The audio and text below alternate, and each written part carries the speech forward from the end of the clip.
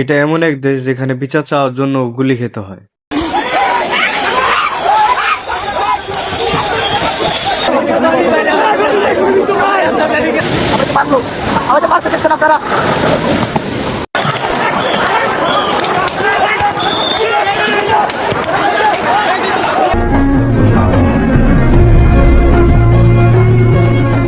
জাবের ভাই গুলিবিদ্ধ।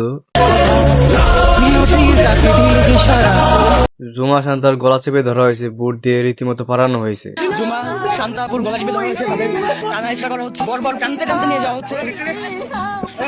মহিউদ্দিন রনি গুরুতর আহত।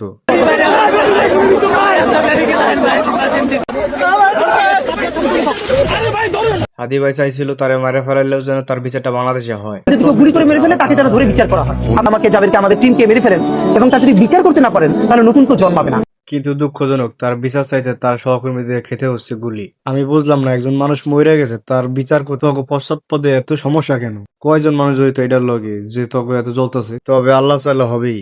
টুডে অর টুমোরোর বিষয়, তাই তো? বিগত দিনে কত জালেম তার পাপের সাজা পেয়ে গেছে। আল্লাহ চাইলে কত কিছুই না হয়। আপনার হাদি ভাইকে মারলেন, জাবের দাঁড়াই গেল।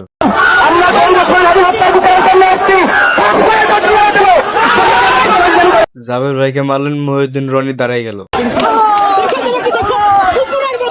মহিউদ্দিন রনিকে মারলেন, নাসিরউদ্দিন পাটোয়ারি দাঁড়াই গেল। জাবের গুলিবিদ্ধ, বুট দিয়া তাদেরকে লাথি মারছে, কিন্তু আমরা ফাইট ছাড়বো না। এটা সরকার একটা খুবই বাজে সিদ্ধান্ত নিয়েছে।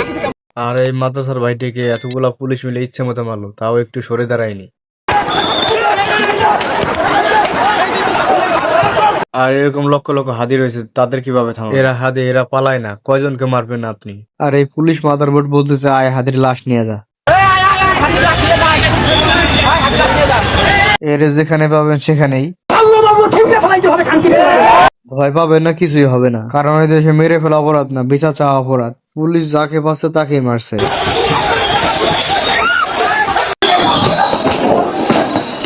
যেখানে পাচ্ছে সেখানে মারছে। কুকুর যখন পাগল হয় তখন যেমন কাউকে দেখে না,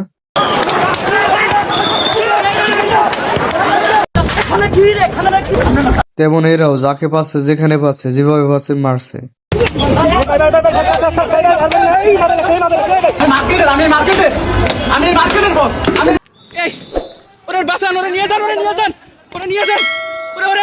আপনারা যাই কিছু করেন না কেন, আমরা বিচার চেয়েই যাবো। We want justice, justice for Hadi.